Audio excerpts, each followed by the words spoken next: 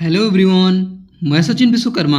आज के इस वीडियो में मैं आपके लिए प्लांट बायोकेमिस्ट्री के कुछ इंपॉर्टेंट ऑब्जेक्टिव क्वेश्चंस लेकर आया हूं, जो कि आपकी परीक्षा की दृष्टि से बहुत ही ज़्यादा इंपॉर्टेंट हैं। ये क्वेश्चंस मैंने आपके सिलेबस के अकॉर्डिंग छांट कर बनाया हुआ है, तो आप लोग इसे ध्यान से पढ़िएगा और आप लोग इसे नोट भी कर सकते हैं। बाकी इसका PDF पाना चाहते हैं तो आप लोग हमारे टेलीग्राम चैनल ज्वाइन कर सकते हैं, जिसकी लिंक आपको डिस्क्रिप्शन बॉक्स में मिल जाएगी।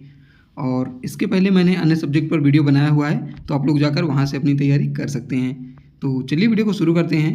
इसमें क्वेश्चन है कि टर्म बायोकेमिस्ट्री दिया था, यानी किस वैज्ञानिक ने टर्म बायोकेमिस्ट्री दिया था। तो टर्म बायोकेमिस्ट्री जिन्होंने दिया था, शब्द बायोकेमिस्ट्री जिन्होंने दिया था, उनका नाम है कार्ल न्यूबर्ग।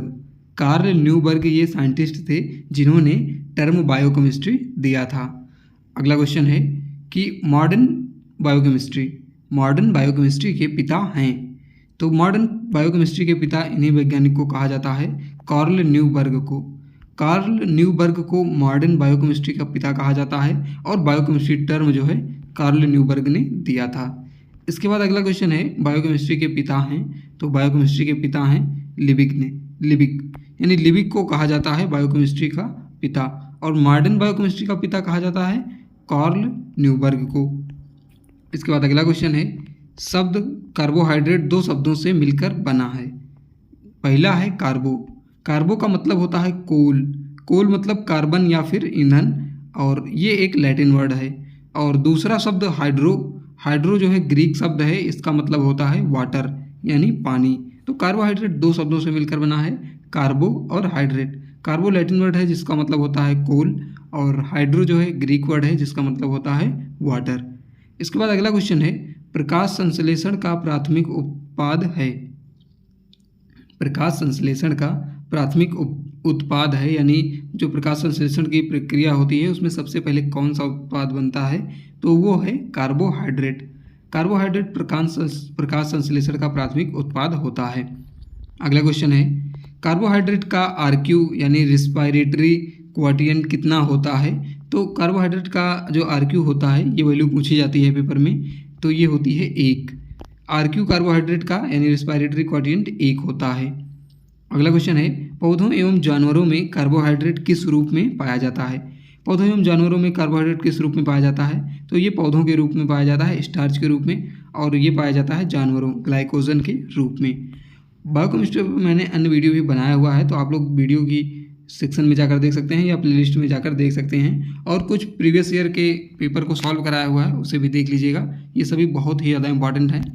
और अगला क्वेश्चन है कार्बोहाइड्रेट की कैलोरीफिक वैल्यू होती है, यानी जब हम लोग 1 ग्राम कार्बोहाइड्रेट कंज्यूम करते हैं तो उससे कितनी किलो कैलोरी ऊर्जा प्राप्त होती है, वही होती है कैलोरीफिक वैल्यू। तो कार्बोहाइड्रेट की कैलोरीफिक वैल्यू होती है 4.1 किलो कैलोरी पर ग्राम। 4.1 किलो कैलोरी पर ग्राम होती है कार्बोहाइड्रेट की कैलोरीफिक वैल्यू। अगला क्वेश्चन है अंगूर में कार्बोहाइड्रेट किस रूप में पाया जाता है।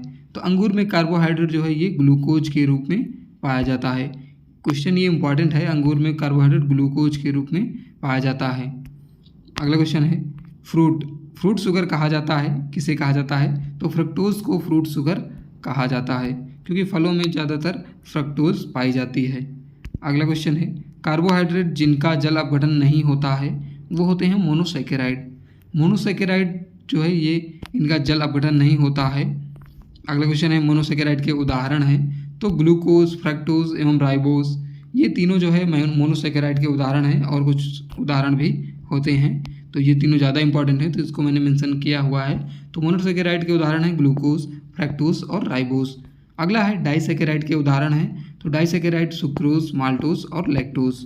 सुक्रोज जो है ये ग्लूकोज और फ्रक्टोज से मिलकर बना होता है। माल्टोज ग्लूकोज प्लस ग्लूकोज से मिलकर बना होता है, और लैक्टोज जो है ये ग्लूकोज और गैलेक्टोज से मिलकर बना होता है।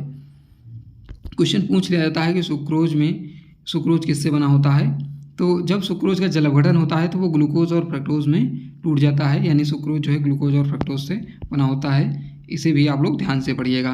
अगला क्वेश्चन है ट्राइसैकेराइड के उदाहरण हैं। तो ट्राइसैकेराइड के उदाहरण होते हैं रेफिनोज ट्राइसैकेराइड के उदाहरण हैं, जो कि गैलेक्टोज, ग्लूकोज और फ्रक्टोज से मिलकर बना है। यहाँ पर जो मोनोसैकेराइड होता है इसमें शर्करा के कार्बोहाइड्रेट के एक अणु पाए जाते हैं, डाइसैकेराइड में कार्बोहाइड्रेट के 2 अणु पाए जाते हैं और ट्राइसैकेराइड में 3 अणु पाए जाते हैं। अगला क्वेश्चन है होमोपॉलीसैकेराइड।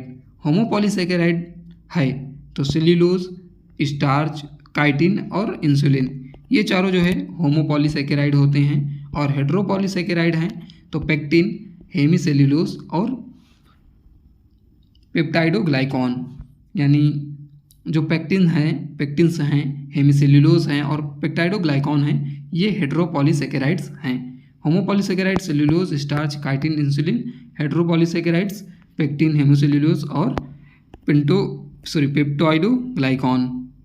अगला क्वेश्चन है टर्म प्रोटीन किसने दिया था? तो टर्म प्रोटीन जो है ये बर्जीलियस ने दिया था। इंपॉर्टेंट क्वेश्चन है, टर्म प्रोटीन बर्जीलियस ने दिया था, बर्जीलियस नामक वैज्ञानिक ने।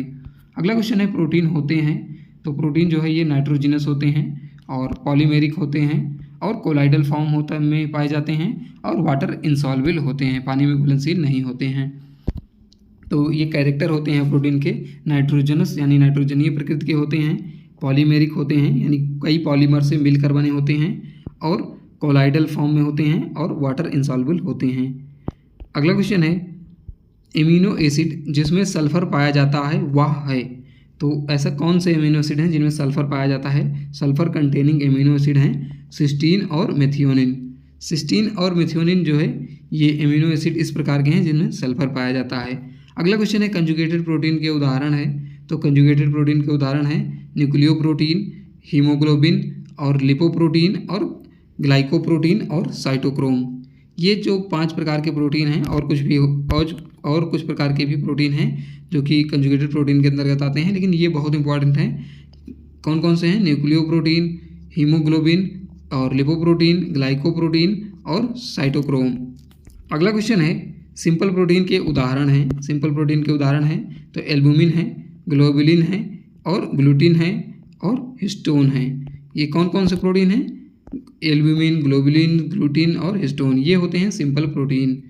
यहाँ पर क्वेश्चन ये भी पूछ लिया जाता है कि एल्बुमिन कहाँ पाई जाती है, ग्लोबुलिन कहाँ पाई जाती है, ग्लूटिन कहाँ पाई जाती है, हिस्टोन कहाँ पाई जाती है।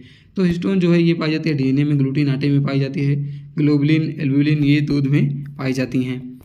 अगला क्वेश्चन है टर्म लिपिड किसने दिया था? टर्म लिपिड जो है ये किसने दिया था? तो टर्म लिपिड दिया था ब्लूर ने। किसने? ब्लूर ने। ब्लूर नामक वैज्ञानिक ने लिपिड टर्म को दिया था, लिपिड शब्द का प्रयोग किया था। अगला क्वेश्चन है लिपिड के कार्य हैं तो ऊर्जा भंडारण, सांकेतिक और कोशिका भित्ति निर्माण। लिपिड का कार्य क्या है, क्या काम करते हैं लिपिड? तो ये ऊर्जा का भंडारण करते हैं। सांकेतिक यानी जो संदेश होता है उसको इकट्ठा करते हैं, एक दूसरे जगह से दूसरी जगह पहुंचाते हैं। और कोशिका भित्ति का निर्माण भी लिपिड के द्वारा किया जाता है। अगला है वसा और उसके व्युत्पन्न को लिपिड कहा जाता है। लिपिड किसे कहते हैं? वसा और उसके व्युत्पन्न को लिपिड कहते हैं, लेकिन जो सभी लिपिड होते हैं वो वसा नहीं है। तो इस वीडियो में इतना ही, अदर क्वेश्चन आपको नेक्स्ट वीडियो में मिल जाएंगे। बाकी अगर आपको वीडियो अच्छा लगा हो तो वीडियो को लाइक करिएगा और अपने दोस्तों के साथ शेयर कर दीजिएगा ताकि उनकी भी हेल्प हो सके।